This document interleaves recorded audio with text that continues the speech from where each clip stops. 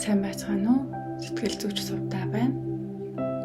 Сэтгэл хөдлөлөө таны ойлгын сургалтын хүрээнд бэлтгэн хүргэж буй энэрэн нэгүсэх сэтгэлийг дадуулах mindfulness тавтай марлна. Энэхүү mindfulness нь 6 цоврал дасгалын 5 дугаар дасгал юм. Энэхүү бяцлаглаар өөртөө тааламжгүй хандсан хүнийг ч ойлгох, түүнд энэрэнгүй хандах байдлыг туршиж үзэх боломжтой юм. Одоо дасгалаа эхэлцгээе. Юуны өмнө та биедээ тухтай байрлал эзлэн суугаарай. Завлаад сууж болно. Түшлагтэй сандал дээр сууж болно. Эсвэл хэвтсэн ч болно. Хамгийн гол нь таны биеийн аль нэг булчин чангарч тэр хэсэг таны анхаарлыг булаацалдахгүй байх нь чухал.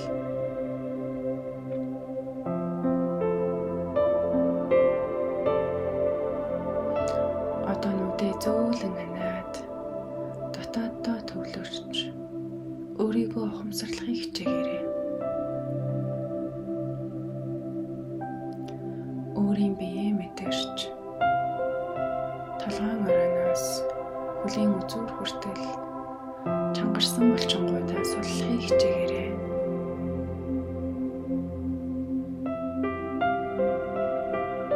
Амьсгал авах бүртээ булчингаа мэдэрч амьсгал гаргах бүртээ тэрхүү булчин чангалж буй зүрх хэлбэлцлийг биеэсээ гаргаж байна гэж төсөөлөөрэй.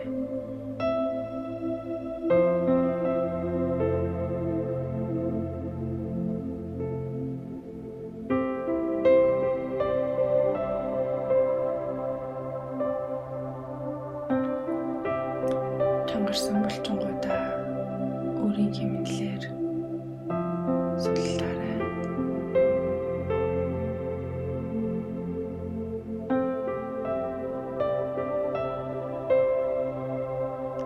Хамраараа амьсгал авч амаараа удаан амьсгалаа гаргаарай.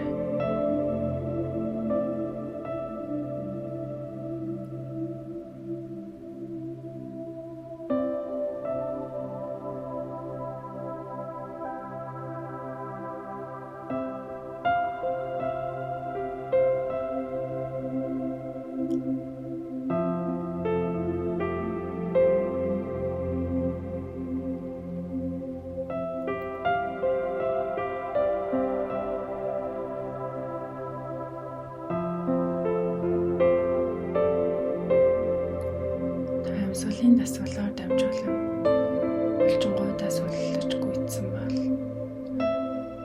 mindfulness-ийнхаа дараагийн хэсэг рүү оръё. Одоо өөрийн танд эсвэл хайртай хүнийхээ зовлон гэтлүүлэхийг хүсэхээс гадна бидэнд тааламжгүй хандсан хүнд ч энэрэнгүй сэтгэлээ нээхийг хичээж үзцгээе.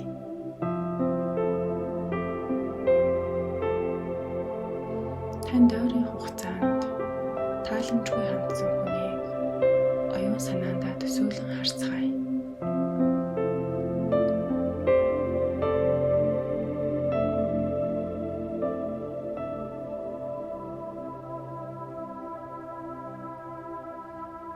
Хэрвээ та танд тааламжгүй хандсан хүнийг төсөөлөхөөр сонгосон бол танд таагүй хандсан нөхцөл байдлыг бас төсөөлөөрэй. Хаана байсан бэ? Юу болсон бэ гэх мэт.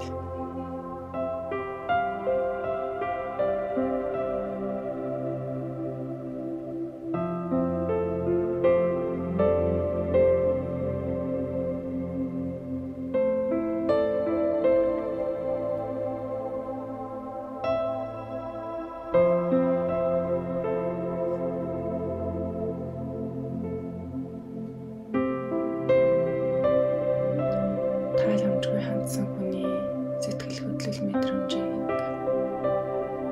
хэлсэн үг үйлдэлийг,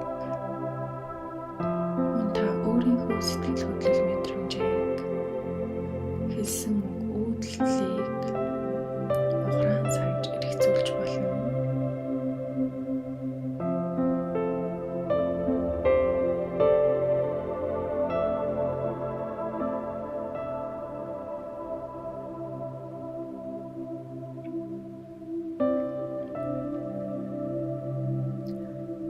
Хэрвээ та төсөөлж болсон бол одоо оюун санаанд дах өрнөлийг зогсоогоорой.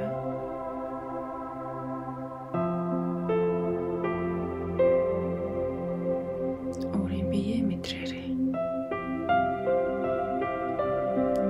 Гараа атгаж сулалж болно.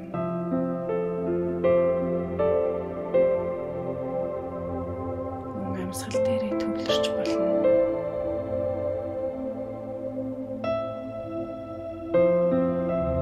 Одоо цагт өөр дээр ирээрэй. Хамраараа амьсгал авч амаараа удаанаар гаргаарай.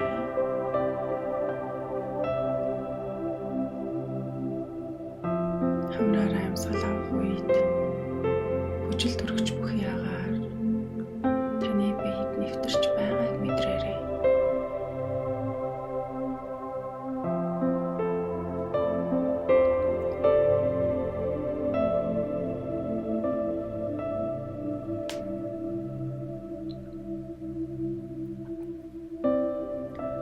Харин одоо танд тааламжгүй хандсан тухайн хүний амьдралын суур нөхцөл байдлыг төсөөлөөрэй.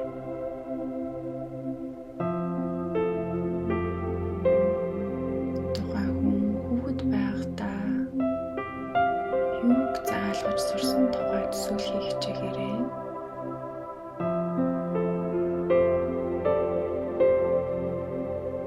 Түүний нэг өдрийг эсвэл нэг 7 хоногийг төсөөлөн бодох юм бол ямар сайн эсвэл ямар муу зүйлс тохиолдсон байж болохыг таамаглан бодоорой.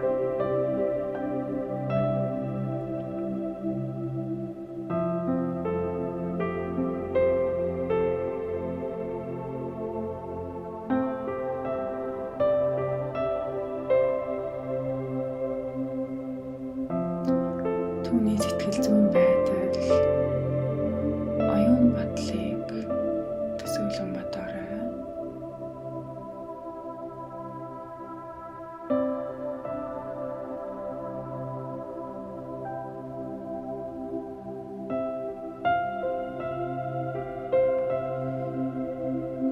Тэр хүн өөрт нь тохиолдсон, өөрт нь хандсан бусад хүмүүсийн хандлагаар л танд хандсан байх магадлал маш өндөр гэдгийг ухамсарлаарай.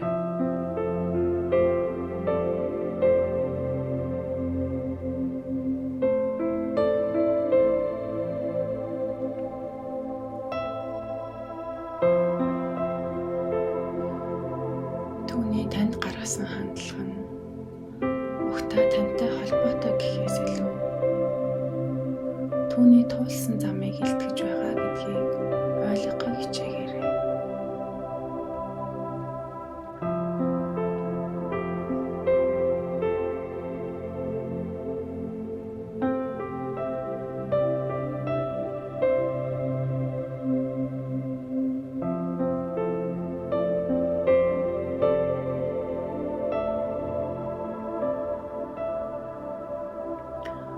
Одоо тэрхүү хөөрхийлөлтэй хүн болон өөрийнхөө хөөрхийлөлтэй сэтгэл хөдлөлүүдийг эргцүүлэн бодоорой.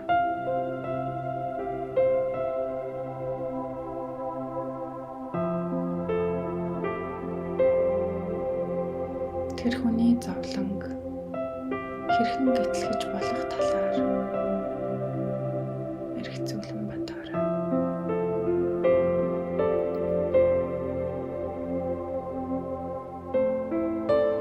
Хэрвээ та хэн нэгэнд ухамсаргүйгээр тааламжгүй хандсан боловч хариуд нь танд ээлдэг энэрэнгүй зөөлөн сэтгэлээр хандвал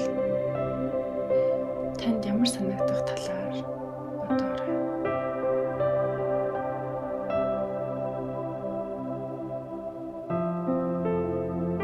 Таны ээлдэг энэрэнгүй үйлдэл тэр хүнийг дараагийн удаа арай илүү ээлдэг ухамсартай үйлдэл хийхэд хэрхэн туслах талаар төсөөлөн бодоорой.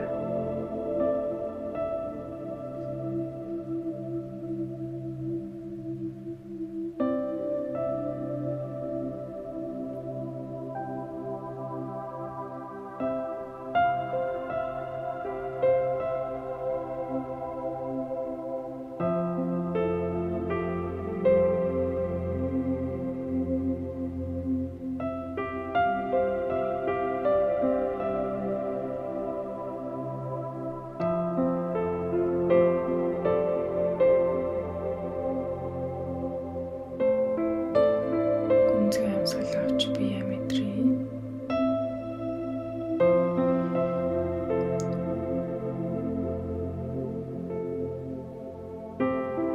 Дахин гүнзгий амьсгал аваарай.